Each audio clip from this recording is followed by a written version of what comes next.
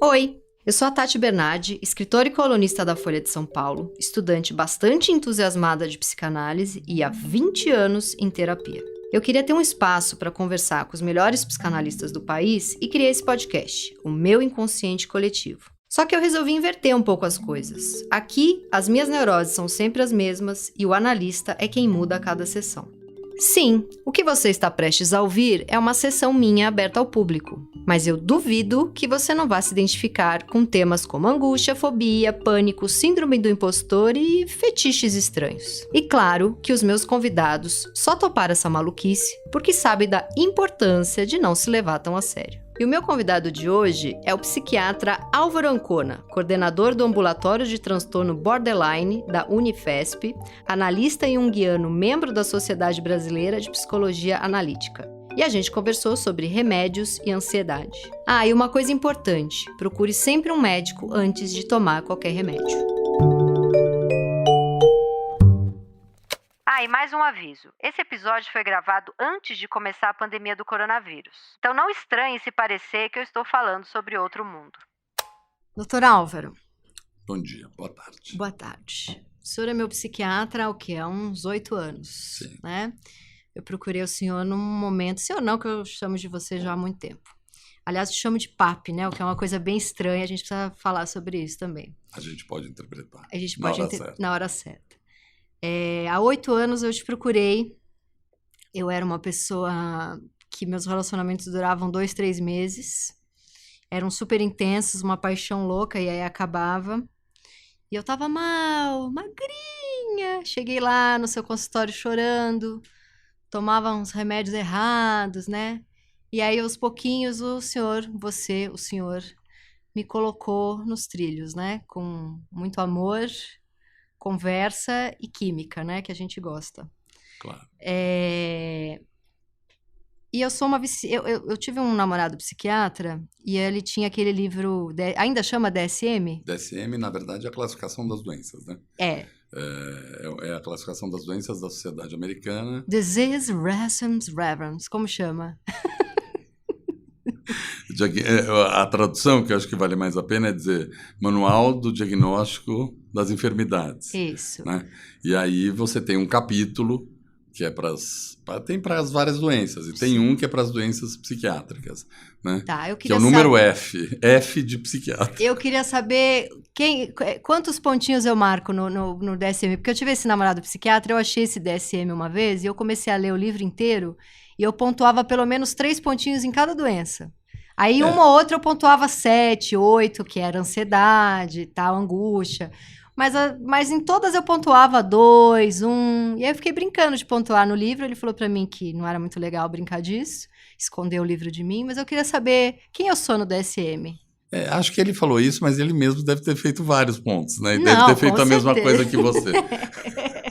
Inclusive, estava assinalado por um lápis. Estava marcado. O que ele talvez tenha ficado desagradado é que você fez bem mais ponto que ele. Eu acho que sim. Você sabe que namorado às vezes compete. Exatamente. Mas, na verdade, acho que tem uma coisa legal, que é essa ideia de que onde uma coisa encontra a outra, né? Psiquiatria, psicologia e por aí vai. Então, às vezes, assim, a ideia de DSM, e acho que isso é uma coisa legal as pessoas serem informadas, a ideia de um DSM, ou tem a CID também, né, que é a Classificação Internacional das Doenças, uma é da Associação Americana, outra é da Associação Mundial, né, Associação Mundial da Saúde. E aí, assim, a ideia é que você ter um nome para a doença é importante para quem não está legal. Então é legal você saber, né? Se eu falo para você, você tem síndrome do pânico, dá para fazer até grupinho de WhatsApp, eu não sou sozinha no mundo. Não, já a ideia do não sou sozinho no mundo já é imediata. Já é muito E a gente tem várias associações, a Associação dos Pacientes com Transtorno Bipolar. Quando é uma coisa que é mais legal para falar em festa, né? Tipo, fui no psiquiatra, tô tomando agora um antidepressivo, porque você sabe que uma das coisas que participa, assim, é mais ou menos como Chanel e Gucci, é que antidepressivo você está tomando. As pessoas chegam e falam, olha, Eu não entendi porque eu tô tomando um Qual antidepressivo antigo. E a minha amiga, eu tive que ouvir na festa, na frente de todo mundo, que ela toma um que é muito mais novo. Não, quando eu falo que o Effexor é tricíclico, não é? Não, o Effexor não é tricíclico, Ele é dual. Dual. Então eu tô falando errado, porque eu chego nas festas falando, não, o meu é moderno, o meu é tricíclico. Não, tricíclico você não pode falar isso nunca, isso faltou a gente conversar. Porque isso, de fato, você tá muito fora da moda e eu, então, tô costurando na idade da pedra. Né? O que é um remédio tricíclico? A gente tem várias categorias de antidepressivo. Né? Os tricíclicos foram os primeiros antidepressivos que apareceram. É que eu fico achando que como é 3, é muito mais moderno. Não, Mas não é só isso. A verdade é que o tricíclico, que são as medicações que a gente conhece, são basicamente 3. Tem outros no mais novos. Mas era amitriptilina, imipramina e clomipramina. Fala um nominho popular aí, um nominho de nome farmácia. Comercial, tofranil, anafranil, triptanol. Tá. Aqueles bem antiguinhos. Esses bem antiguinhos. É isso, então você está fazendo o nosso cartaz de um jeito péssimo. Nossa, a gente vai interromper essa conversa agora. Nossa, péssimo. Porque você está fazendo propaganda como se eu fosse... Sim, já basta que eu tenho mais de 50 anos. Daí você dizer que eu dou tricíclico, você acaba com a minha reputação. Acabou, eu queria pedir perdão pro mundo. Não. Mas a verdade é que assim, a gente tem grupos diferentes de antidepressivos, mas os tricíclicos por muito tempo e até hoje sempre foram conhecidos como o padrão ouro, né? O golden standard que a gente fala, porque eram os que mais funcionavam. Mas porque só tinham eles. Primeiro só tinham eles, e isso a gente não precisa ir na idade da pedra. Sim. Quando eu entrei na residência em psiquiatria 30 anos atrás, só existia tricíclico. Mas aí não era para os mais doidinhos de pedra? Não era para quem precisava muito, porque prendia intestino, quem tinha bloqueio de ramo no coração não podia tomar. Entendi. Então, a angústia ainda não estava tão na moda, era para quem era doidinho. A angústia sempre esteve na moda, mas mais na fefelete, na filosofia, do que na medicina. Na medicina, ela sempre foi tratada como um sintoma. Mas eu acho que tem uma coisa legal que, assim, a mudança, ao aparecimento de novos antidepressivos, fez com que gente que antes não tomaria remédio passasse a tomar. Sim. Tem um lado bom e um lado ruim, né? Remédio virou moda igual a camiseta que você está usando. Mas o lado bom é que muita gente tinha quadros que não eram tão graves, mas que incomodavam muito a vida. Exatamente. Você, por exemplo. Eu, por exemplo. Né? E que talvez não fosse tomar um tricíclico, porque ia dar um monte de efeitos colaterais. Mas dá para tomar um moderninho. Dá para tomar um moderninho. Então, por favor, vamos fazer esse reparo que você só toma moderninho. Ou seja, o Effexor é dual. Dual. O Prozac é o quê? O Prozac é um serotoninérgico. A classe do antidepressivo tem a ver com o tipo de neurotransmissor que ele mexe.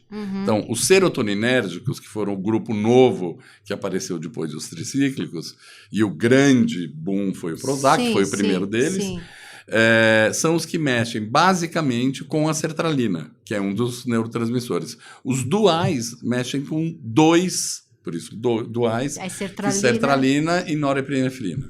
Noradrenalina. É isso que eu queria contar nas festas. Então, o meu é dual, porque ele tem o que o Prozac tem. E dual já é uma palavra de moda por si só, não, né? É assim, o meu é dual, quer dizer, o seu é 1, o meu é 2. Entendi, já ganhou. Já ganhei. Né?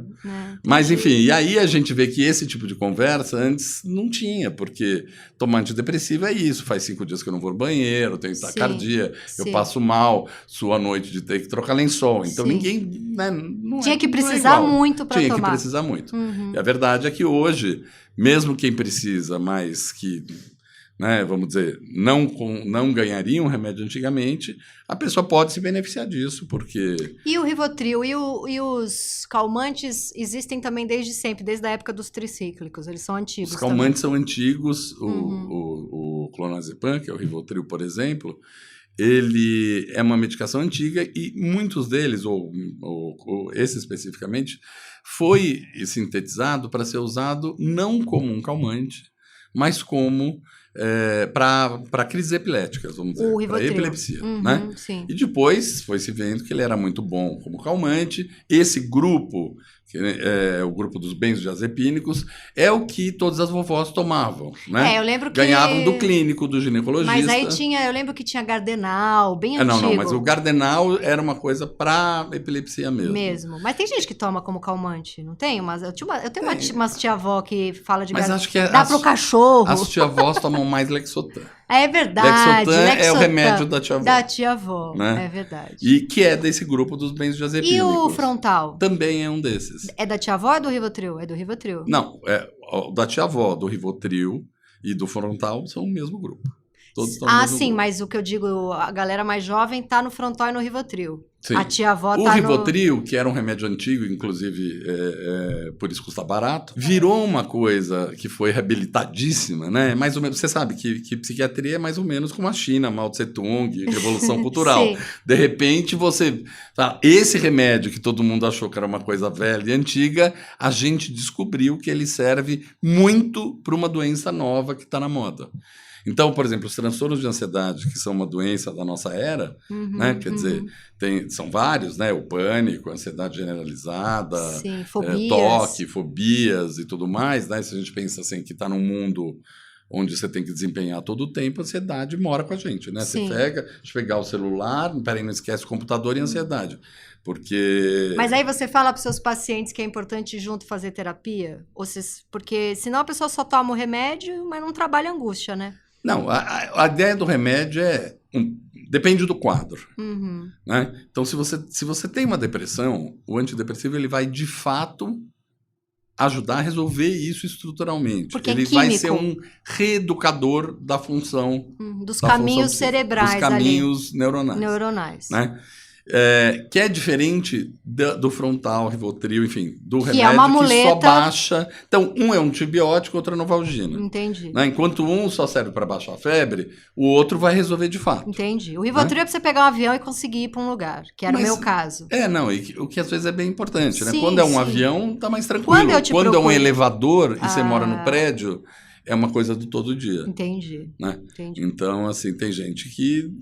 Depois disso, começou a poder sair na rua, que é bem mais legal. E né? Mas voltando à pergunta, aonde que eu assinalo no DSM? O que você acha que eu acho tenho? que a gente, só se você tiver tempo pra gente falar disso, porque... Temos aqui muito tempo, vai ser o mais Eu acho longo. que, na verdade, a gente tem, né? Eu acho que, enfim... Tem uma questão, já que você está autorizando assim, posso falar? Tô expondo aqui. Eu acho que a gente pode falar assim, né? Eu acho que a gente não precisa ter uma coisa só. Sim. O seu namorado psiquiatra, obviamente, estava tentando, né, preservar as marquinhas que ele tinha feito. Claro. Mas, na verdade, acho que muitas vezes a gente tem uma ansiedade, né, ou tem uma depressão, mas a depressão pode estar acompanhada de ansiedade. Sim. A gente, quando é leigo, tende a associar um sintoma a uma doença. E às vezes a gente tem uma doença com vários sintomas. Sim. Né? Então acho que você, por exemplo, tinha muito sintoma de ansiedade, mas tinha também um quadro depressivo. Sim, que não era aparecia, leve, que não aparecia de fundo, mas não tão aparecia pilhada. tanto. Isso. E aí o que aconteceu? Quando eu fiquei grávida, por uma questão, acho que da própria... Gravidez. Dos hormônios, e você fica muito mais lenta na gravidez. A minha ansiedade baixou e aí quem veio à tona? Pela primeira vez na vida eu fiquei deprimida real, lembra? Sim. Que eu fui te procurar? Eu acho que você já tinha ficado deprimida antes. Já era deprimida. Acho que sim, mas é que tem um tipo de depressão que ela é uma depressão ansiosa. Então, o principal sintoma não é a tristeza, mas é a ansiedade. Pois é. Acho que na gravidez, como você baixou a ansiedade, a gravidez lentifica um pouco a mulher, sim. Né, que é uma proteção. Ela está ali para fazer outra coisa, não é para ser importante, ganhar dinheiro ou fazer podcast. Ela está lá para cuidar daquele bebê. Sim, né? para fazer pulmão, fazer rim, Isso, coisas fígado. que são um pouco mais fundamentais da vida. É. E aí, muitas mulheres que têm quadros de ansiedade cronicamente, na gravidez melhoram. Né?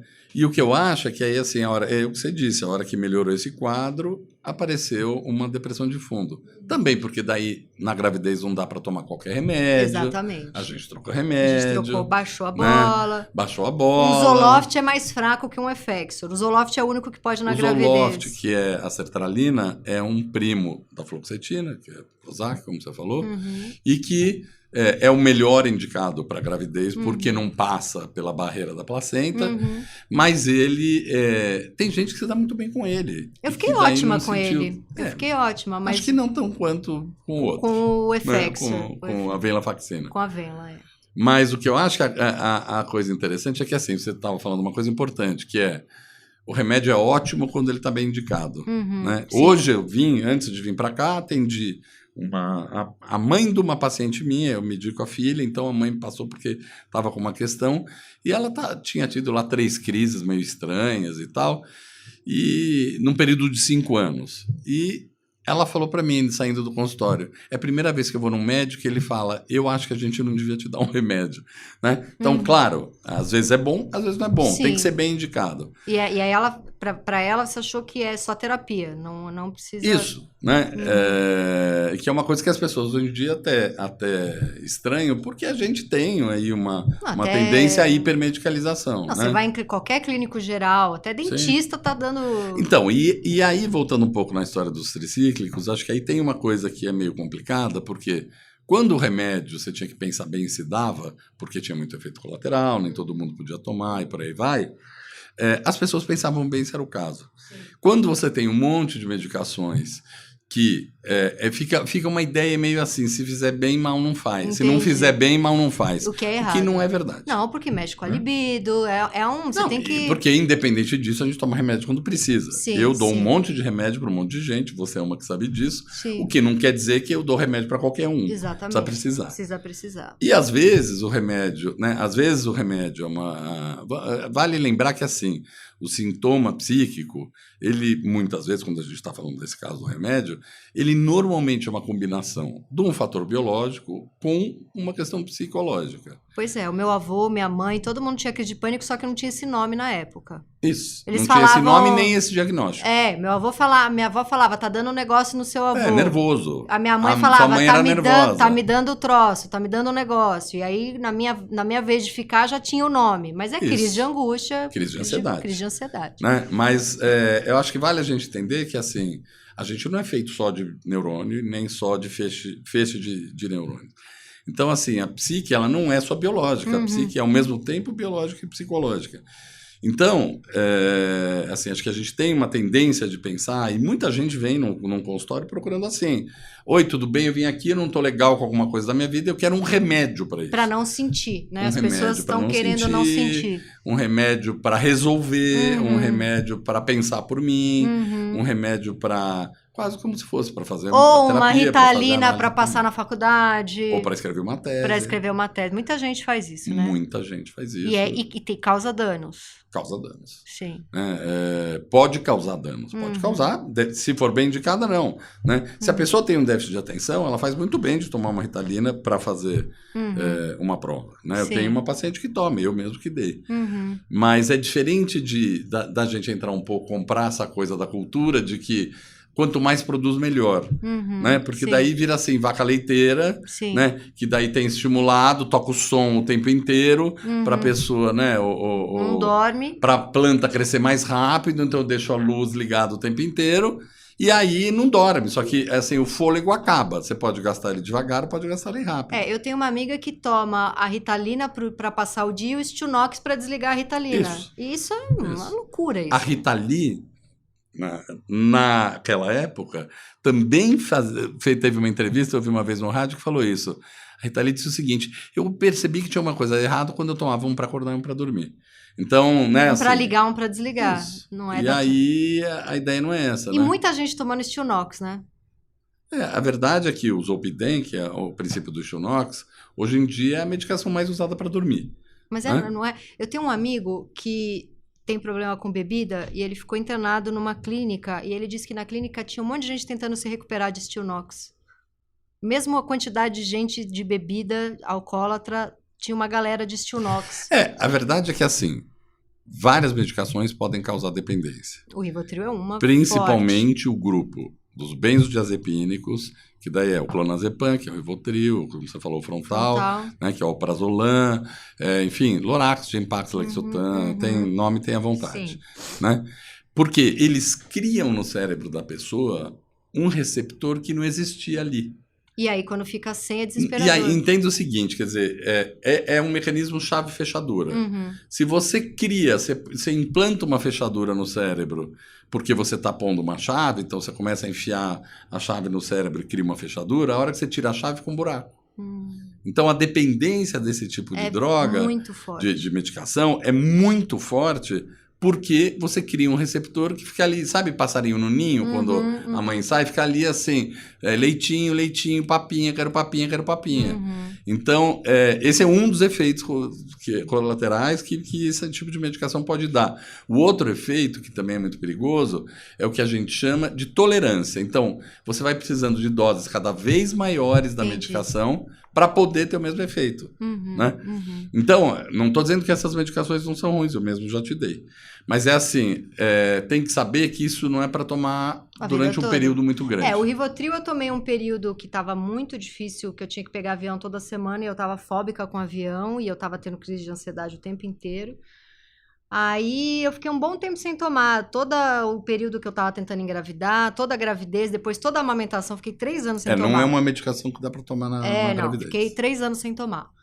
E aí, há uns 4 meses atrás, eu tomei para fazer uma viagem internacional e eu até descrevi dizendo que eu tive uma puta ressaca, não caiu gostosinho como caía. Isso é uma coisa muito legal. Quando a pessoa está melhor, algumas medicações que mal. ela tomava... Isso não é só com o Rivotril. Algumas medicações que a pessoa toma num momento mais de crise, quando ela melhora, é como se ela estivesse tomando uma dose muito maior. Exatamente. Né? Isso vale para vários tipos de medicação.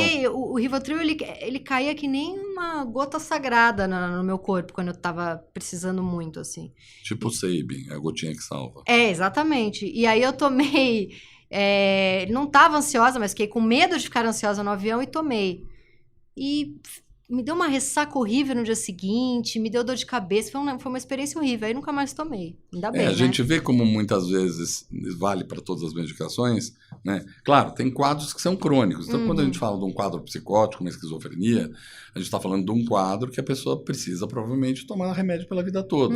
Ou um transtorno afetivo bipolar, onde você vai ter que tomar um estabilizador de humor para o resto da vida. Né? Ou por muito tempo, vamos dizer assim.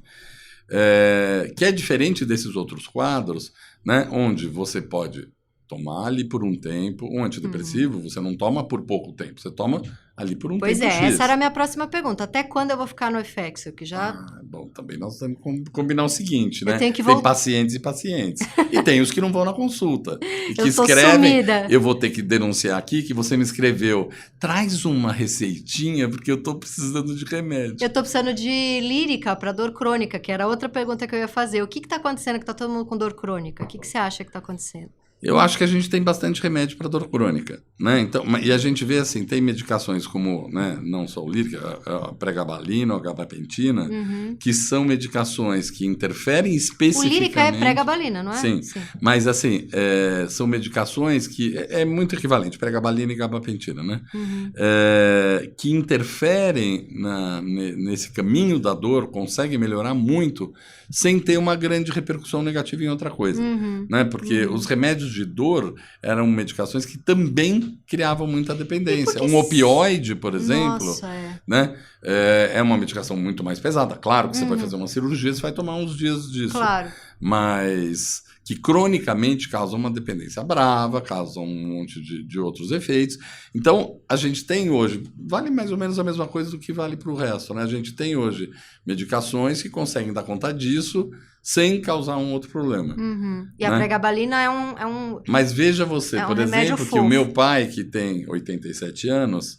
estava com uma dor na perna, que provavelmente é uma neuropatia por conta da idade, ou seja, né, esse daí é dos nervos... Meu pai tem neuropatia. Dos nervos que vão para a periferia, né, para as extremidades.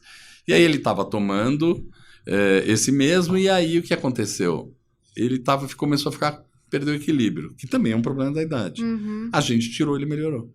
Tirou a pregabalina dele? Ele melhorou, inclusive da dor? Da dor, não. Ele melhorou do desequilíbrio. Então, meu pai está exatamente nessa situação. Tem 78, 77, neuropatia, começou a tomar primeiro gabapentina, agora ele está na pregabalina e ele está com muito problema de sensação de que vai cair, de que não encontra o banco para sentar. Então, essa alteração de equilíbrio, às vezes, tirando a medicação, melhora.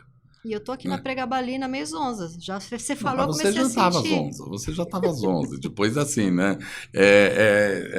Sintoma esponja, né? Passou, a pessoa o cabelo da pessoa tá preto, o seu começou a ficar. Não, eu tive sarampo psicológico quando eu era criança. Vamos lembrar disso. Agora, eu queria entender uma coisa. Até quando eu vou ficar tomando Zoloft, você acha? Zoloft? Acho que você tá com problema de memória. Não, desculpa, Effexor. Você tá tomando Effexor. Tô bem louca, Effexor.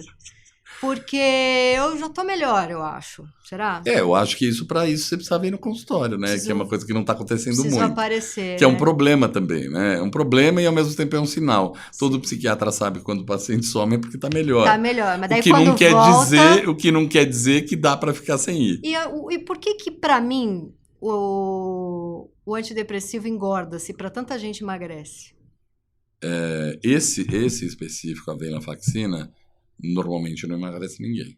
Ah, né? Ele engorda. Não é que ele engorda, ele dá mais fome especificamente por carboidrato. A gente vive numa cultura que não pode engordar, ninguém pode engordar, né? Sim. Mas eu acho que essa é a questão, né? A questão do remédio é isso. Mas pesar, e essa sensação de inchar, de retardar metabolismo, isso tudo é lenda? Isso assim, né? A sensação de inchar é uma coisa subjetiva, né? A gente fica... Eu, muitas vezes, com a cabeça inchada. Depois de um dia que eu atendo casos muito graves, a cabeça incha muito. As pessoas incham a cabeça com várias coisas. Às vezes tomam uma coisa para inchar a cabeça, né? Sim. Mas a verdade... Você quis fazer uma piadinha com cabeça de baixo, é isso? Não, eu quis fazer Viagra? uma piadinha. Não, eu quis fazer uma piadinha com drugs mesmo, assim, né? A pessoa fala, eu já tô com a cabeça meio vazia, deixa eu tomar para ficar inchada. Entendi. Né? Vou na balada, vou tomar uma coisa para ficar com a cabeça bem inchada, ou o pé redondo, né? Que é o equivalente, né? Nossa, eu gosto de tudo que abaixa a minha bola. Não gosto nada que eu fique pilhada. Minha droga é para baixar a bola. Uma pena que eu não gosto de maconha. Mas acho que a questão é assim, o tempo também que uma pessoa precisa tomar um remédio ou não, que eu acho que é o que você estava perguntando. É porque assim, sem remédio eu fico magra, tarada, o que é a melhor coisa do mundo, porém completamente louca. E com o remédio eu fico gordinha, assexuada, porém um doce. Essa passei a vida, quer dizer, a vida não, de 8 anos pra cá, que foi quando eu comecei a tomar remédio, me perguntando o que fazer. Porque magra tarada é bem legal. Depende, assim, né? Depende como é seu basal, né? Tem gente que toma um remédio e fala, graças a Deus agora tem noite que eu consigo ir direto pra casa. Né? Então, volto a dizer, assim, não dá pra, assim, por isso que a conversa com o psiquiatra é fundamental, porque né, o seu tarado é diferente do outro. A venlafaxina é conhecida por mexer muito com libido? Não, né? A venlafaxina não. E o Zoloft? Não, alguns serotoninérgicos, e não é para todo mundo, para algumas pessoas podem baixar um pouco a libido, mas o efeito mais chato que muitos deles fazem é a anorgasmia ou o retardo na ejaculação. Então, como disse ontem um paciente para mim, eu achei muito engraçado, ele falou, é mais ou menos assim, né? É que nem você acha que quando começa a cantar os números da loto. Primeiro, 17, eu tenho. 32, eu tenho. Aí quando você tá no tá quase, vem um número... fala 74, eu tenho 78. Então é assim. É exatamente isso. É uma coisa, vai. Passou. Vamos para um seriado. Vai, passou. Aí a pessoa perde a paciência, quer se separar, né? Exatamente. Enfim, ou abrir mão da vida sexual, que é o que eu fiz de uns 6 meses pra cá. Isso é um statement público, assim, uma declaração? Eu sou muito nova pra estar nessa. Eu preciso voltar. Uma hora eu volto. Por enquanto eu tô curtindo o equilíbrio. Você vê que tem gente que curte coisa tão estranha que tem gente que curte até equilíbrio. Curte equilíbrio. Não, só de eu não estar arrumando tudo da minha casa em reto, porque quando eu tô mais atacada e as coisas na minha casa não estão... Porque o distúrbio de ansiedade dá um pouco de toque. Porque é um transtorno de ansiedade. Transtorno de ansiedade é uma família. Entendi. É um guarda-chuva onde embaixo tem... É a minha família. É a sua família. Né? Assim, sabe aquela coisa, cena na televisão, vai lá, agora você vai encontrar sua mãe que você não via há 30 anos. É a ansiedade. Exatamente. Né? Filhinha, vem. Vem, amor, vem. Agora já chacoalha, já dá bronca, já não sei o quê. Né? Enfia o dedo no cu. Enfia o dedo no cu e gritaria, né? Dedo no cu e gritaria. Para usar uma expressão moderna.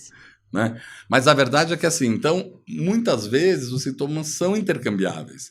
Então, quem tem um transtorno de ansiedade, às vezes está com pânico, mas daí vira um pouco toque, tem um pouco de sintoma de transtorno obsessivo, daí também tem um pouco de uma ansiedade generalizada. Não, eu percebo que esse período todo que eu fiquei sem remédio, que eu amamentei, fiquei grávida, eu passava dias colocando tudo em ordem um pouco mais retinha, assim, as coisas da minha casa. O tapete da entrada do vizinho ficava torto, eu ia lá e arrumava o tapete. Um dia ele abriu a porta e eu tava com a cara colada na porta dele. Falei, desculpa, eu só vim arrumar o seu tapete, porque tava torto, eu não tava conseguindo lidar com aquilo. Insuportável, eu ficava arrumando as toalhas em linha reta.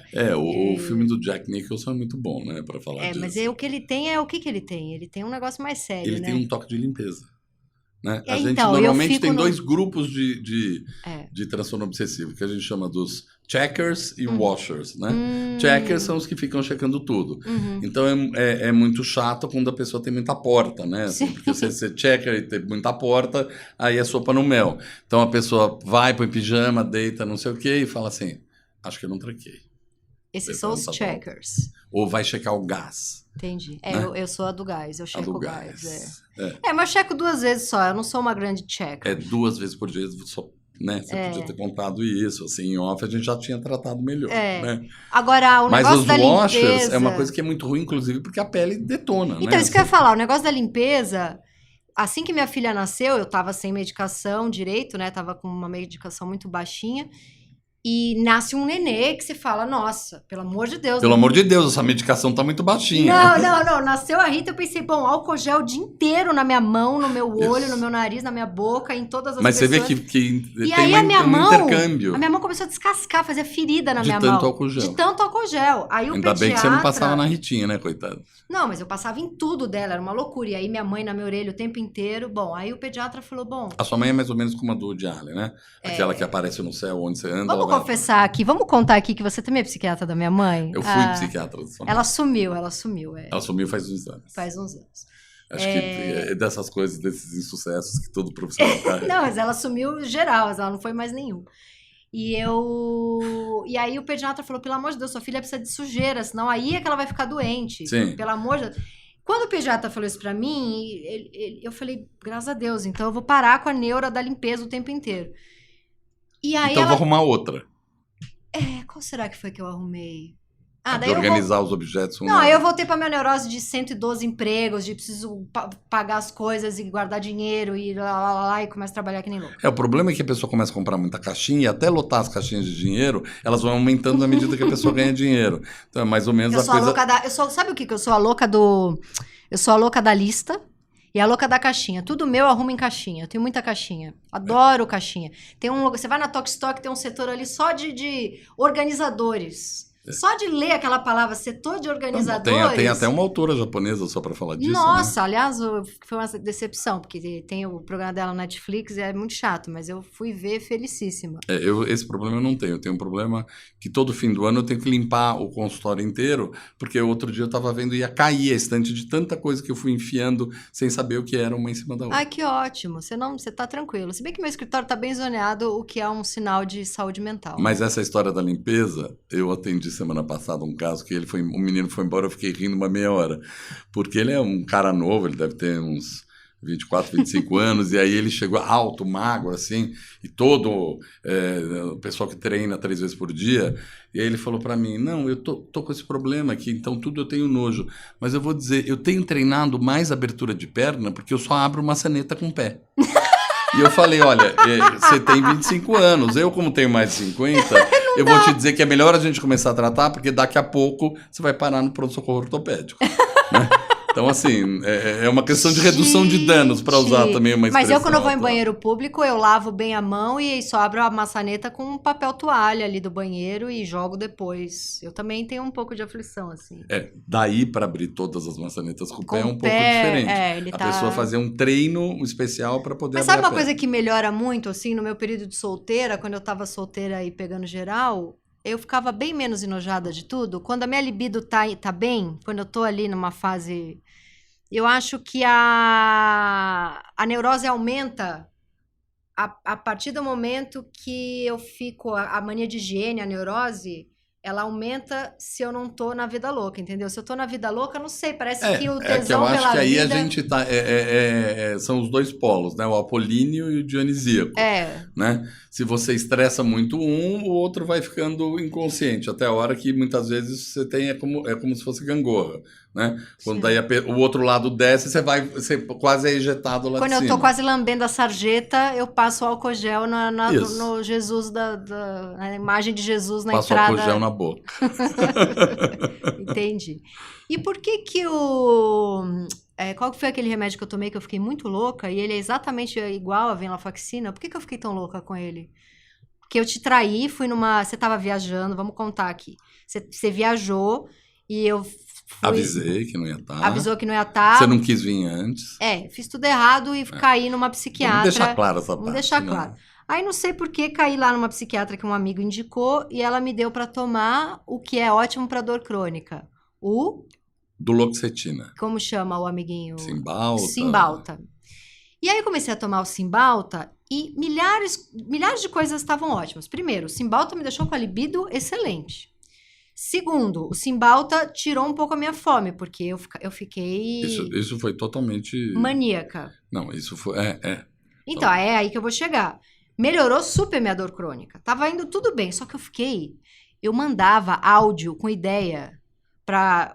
Eu trabalho para a Folha de São Paulo, eu trabalho para a Globo, eu tenho ideias de podcast, eu faço livro, tenho meu editor da Companhia das Letras. Eu não parava de mandar áudio com ideias, até 3 da manhã. Eu fiquei maníaca, eu não conseguia desligar.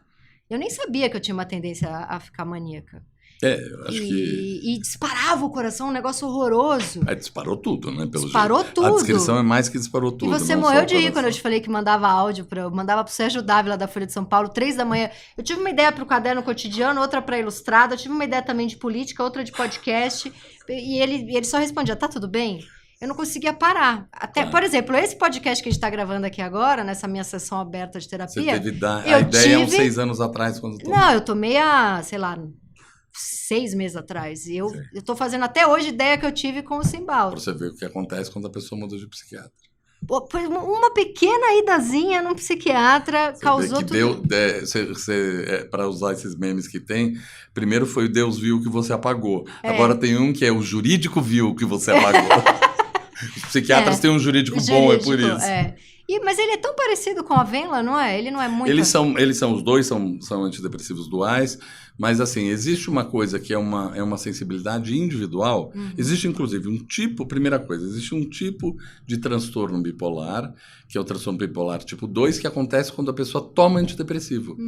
Então, tem gente que a gente diz popularmente vira, ou seja, da depressão para a euforia, para a mania, né?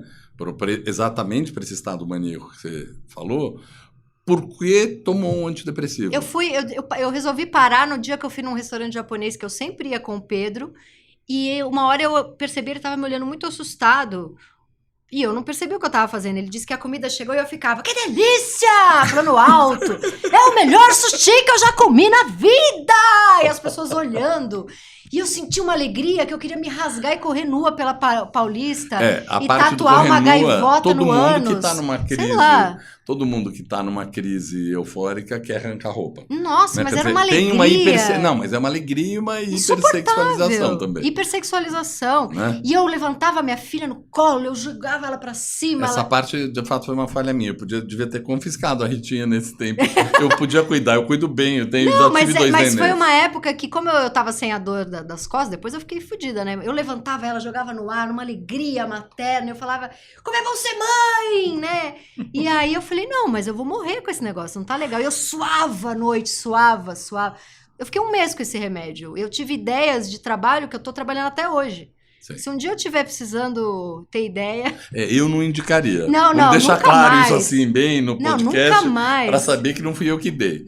E, na verdade, agora defendendo, eu não sei a colega que você foi quem era, mas a verdade é que, assim, você poderia ter tido isso com um ou com outro, quer dizer... Sim, não é dá uma pra sensibilidade saber. individual, não dá para saber. Eu tenho um amigo que tomou a vida toda Effexor, e aí não sei por que deram Prozac para ele. Foi em outro psiquiatra, o médico resolveu dar Prozac. Eu tava andando com ele um dia pela Paulista, e de repente ele se jogou num canteiro. Ele falou, eu quero me jogar aqui, ficou jogado e rolando assim no canteiro. Eu tô tendo uma falta de ar, tô tendo uma parada cardíaca, chama o SAMU, chama não sei o quê. O Prozac deu um negócio, e o Prozac é super seguro, né? Pode ter... Sim, é que assim, acho que aí a gente entra nessa questão, né? Medicação psiquiátrica não é igual medicação para febre ou para dor, né? A gente é diferente. A gente é diferente biologicamente e a gente é diferente psicologicamente, né? Então, tratar uma questão psíquica, o remédio pode estar indicado em determinadas questões, mas não é só o remédio. né?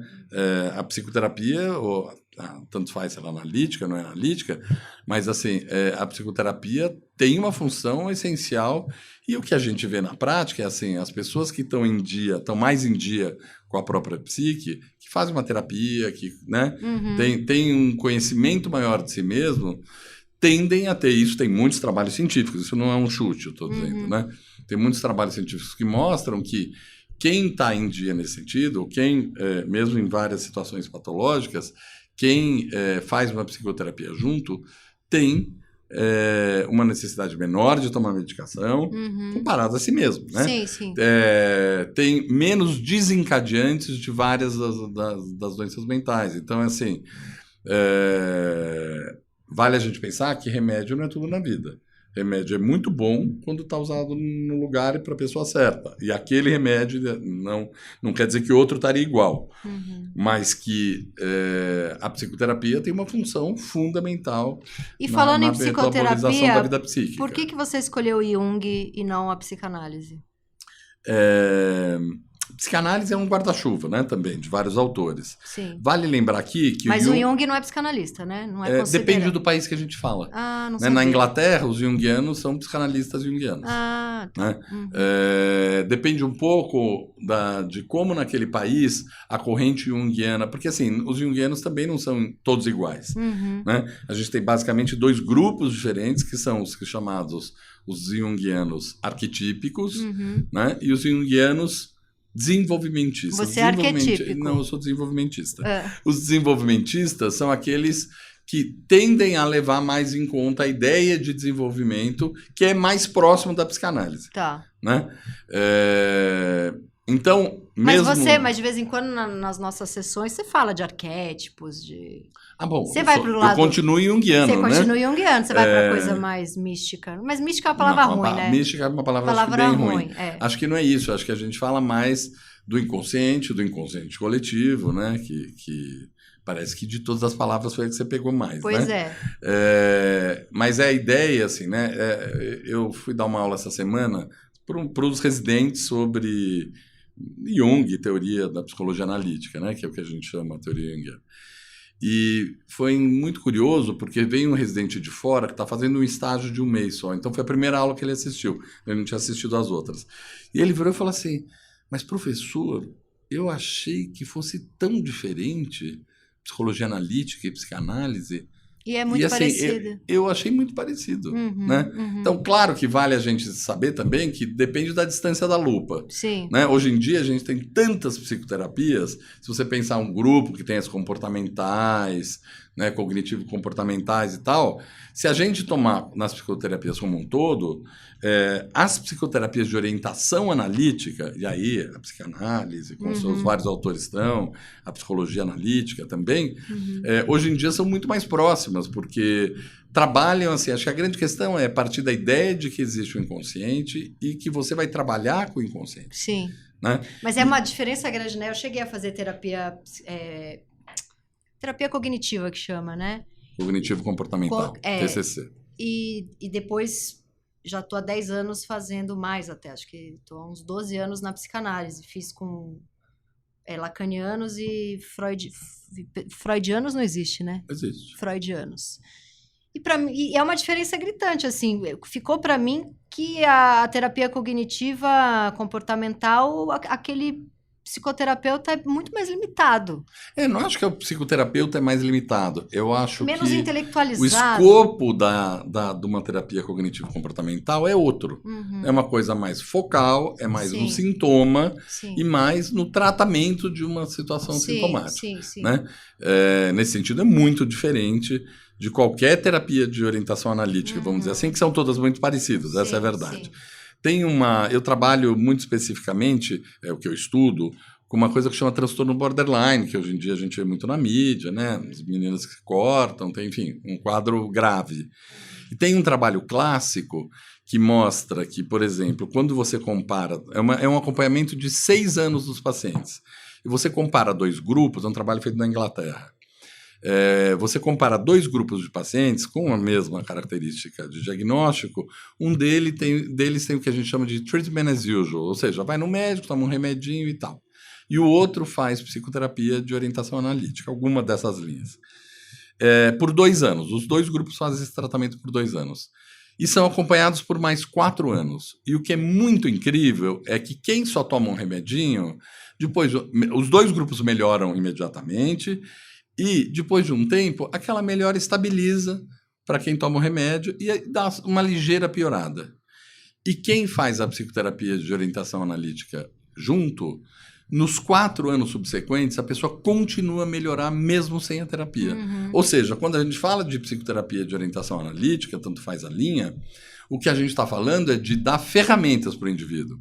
Né? Então, a terapia não funciona só, a análise não funciona só durante o tempo que você está fazendo ela. Né? Sim, mesmo quando você termina uma análise, ela você adquiriu ferramentas para lidar com o inconsciente, que eu acho que é a parte mais bacana, por isso que eu sou junguiano. Por isso que você é um psiquiatra que também sou um analista junguiano. Então, mas por que junguiano?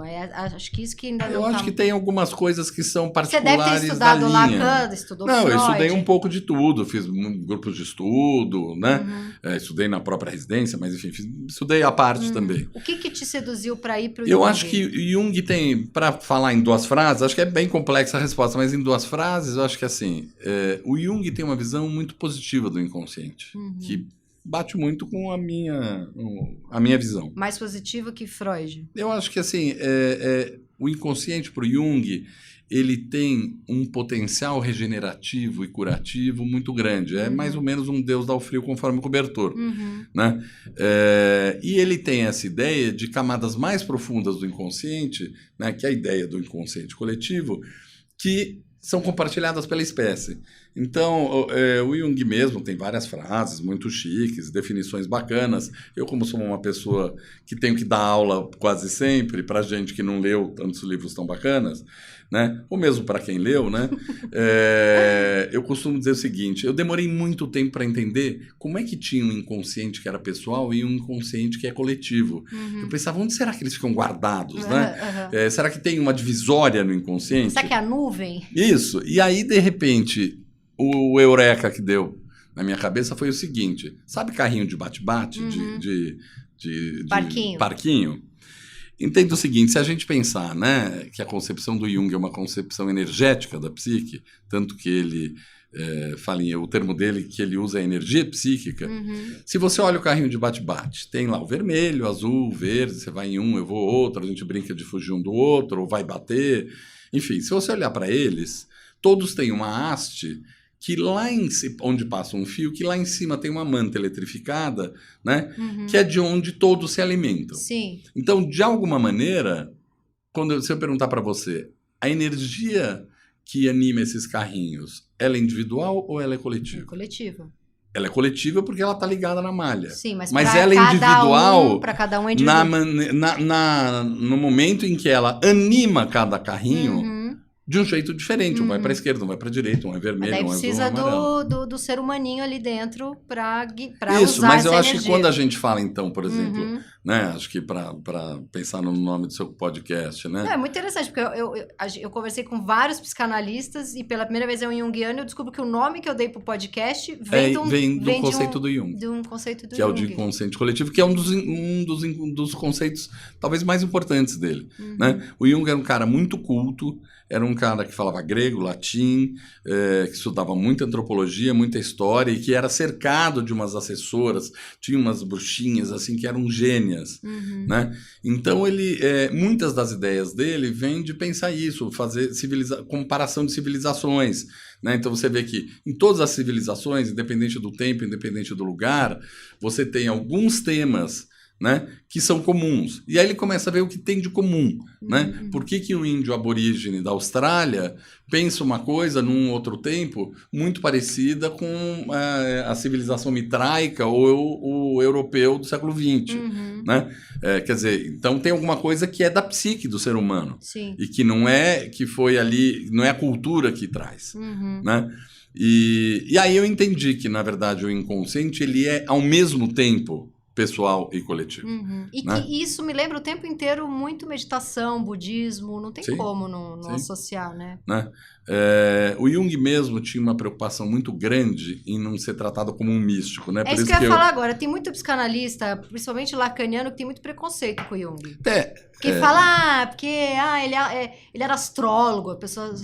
Deixa eu fazer uma ressalva. O Jung nunca foi astrólogo. Pois é, mas tem gente que acha que... a gente sabe que o mercado tá aí para isso, né? Para um falar mal do outro. Pois é. Né? Confundindo o Jung com o Olavo de Carvalho.